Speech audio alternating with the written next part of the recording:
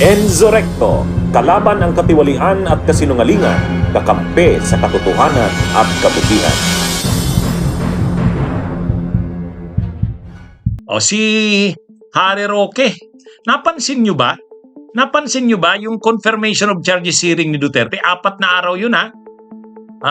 February 23, 24. Nag-break lang ng 25 tapos resume naman 26, 27. Ano yun? Well, ano talaga yun? Kinover talaga yun ng media na galing sa Pilipinas, pati ng international media, kinover yun. At saka talagang ano yun, mahaba na mga ano yun, yung nag-present yung prosecution, nag-present yung mga abogado ng biktima, tapos yung defense, tapos may dumating na mga abogado galing sa Pilipinas, yung mga close kay Duterte, yung mga dating miyembro ng gobyerno niya, ng administrasyon niya, pero hindi naman nakapasok. Sila Panelo, si Midja Aldia, si Attorney Dulay, Attorney Fred Lim, si Attorney Selvis Trebillo, si Martin Delgra. O yun, 6 yun. Pero ang isang kapansin-pansin doon, wala si Harry Roque. Bakit wala si Harry Roque? Bakit wala? Di ba? Napansin nyo rin ba yun? Nasa Europe din lang naman siya eh. Di ba? Nasa Austria siya. Bakit? Ano bang Hindi ko maintindihan. Bawal ba siyang mag-travel sa ibang lugar ng Europe? Pero nakapunta siya ng Slovakia. Nakapunta siya ng Slovakia, di ba? So, ibig sabihin, yung Slovak, nakita ko, may picture siya, pumunta siya ng Slovakia eh. Yung Slovak Republic. Ang Slovak Republic, dating Czechoslovakia yan. Naghati na yung Czech Republic sa Slovak Republic. So, hindi yan part ng Austria. Nasa Austria siya, pero nakapunta siya ng Slovak. Sila ni Maharlika, nakita ko, may mga video sila sa mga pictures sa Slovak Republic. So, ibig sabihin, hindi naman sila pinagbawalan na magbiyahe. Pero bakit hindi siya nakapunta ng ICC? Napaka-importante yung trial na yon, di ba? Ano yun? Sa panahong ito na yun yung pinaka-importanting event sa pagkakakulong ni Duterte, saka panawala si Roque doon. Dapat nandun siya eh, di ba? Dapat nandun siya, pero hindi siya nakapunta doon. Ano ba? Ano bang status niya? Bawal ba? Pinagbawalan ba siya ng Dutch government na pumunta doon? Pinagbawalan ba siya? Kasi denied na yung kanyang political asylum sa the Netherlands, hindi naman nag-grant eh. Kaya nga pinasa siya sa Austria. Pero ano bang nakalagay na kondisyon doon? Hindi na siya pwedeng bumalik sa the Netherlands? Ganun ba?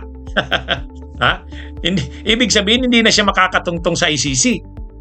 Or baka naman ayaw niyang makabangga sila Panelo. Alam naman natin, open yung away ng dalawa na yan. Pareho yan DDS, pero magkaawa yan.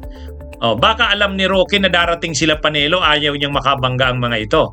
Kasi syempre, araw-araw nandun sila Panelo eh. Anyway, hindi natin alam ano bang nangyari kay Roque. Pero sa ganung napaka-importanting event, confirmation of charges hearing, at siya pa naman, authorized siya to practice sa ICC, accredited lawyer siya. Si Panelo hindi, sila Panelo hindi, pero siya authorized siya. Kaya lang, hindi naman kasi siya kinuha ni Kaufman na maging part ng legal team. Hindi natin alam, bawal ba ang isang political asylum applicant na maging part ng legal team? Hindi ko masyadong yan eh. Pero isa lang na bagay dito ang malinaw. Wala si Roque doon sa hearing sa ICC. Wala. Hindi natin alam.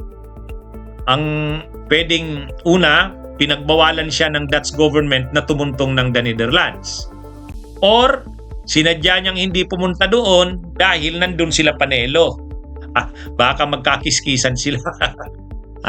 Hindi natin alam ano bang nangyari. Pero ang malinaw nga, wala si Roque doon. May nakita ba kayong mga pictures, video ni Roque na nandun siya sa ICC? Wala, no? Wala eh. Pero pagdating sa Austria, sa tingin ko hindi naman pinagbawal ng Austria na magbiyahe siya sa ibang bansa, labas ng Austria. Kasi nakapunta siya ng Slovakia eh. Slovak Republic eh.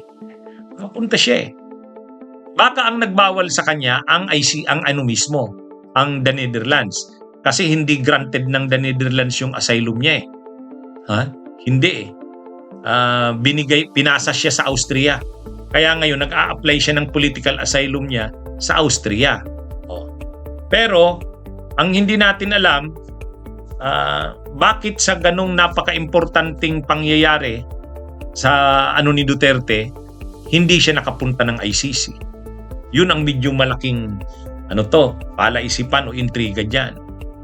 Hindi na ba siya allowed bumiyahe papunta ng ICC o The Hague or the Netherlands? Hindi na ba siya pinayagan ng Dutch government? May restriction ba sa kanya? Pangalawa, o kaya sinadya niya bang wag nang pumunta ng ICC dahil may mga tao doon na hindi niya kasundo? Sila Panelo. Pero tingin ko naman si Panelo naman, pag nakita naman siya, magiging civil naman sa kanya.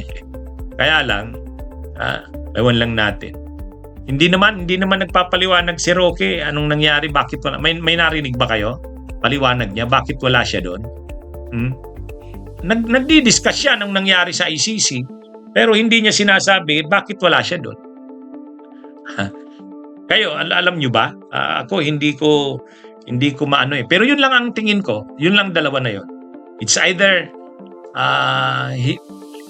restricted na siyang pumunta sa The Hague, the Netherlands, or siya mismo ayaw niyang pumunta doon.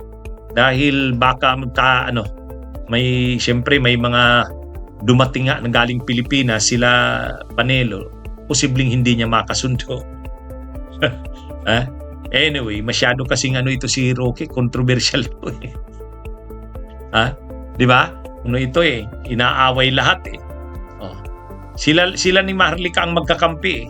Pero yung ibang mga sa Pilipinas, kaaway nila Roque sa ni Maharlika. May mga away-away kasi itong mga DDS na to eh. Ay si Roque napasama kila Maharlika. Pero may mga kaaway sila sa Pilipinas. Tapos sa mga close kay Duterte tulad kila Panelo, may mga hindi rin kasundo si Roque. Tulad si Panelo. Si Panelo, openly talaga pag nagpapa-interview, binibira si Roque. Bunyog, halikan na kasama ka. Bunyog, kapag buklod ay may pag-asa. Luzon, Visayas, Mindanao, isa ang pananaw. Sa bagong Pilipinas ang bunyog isisigaw. Bunyog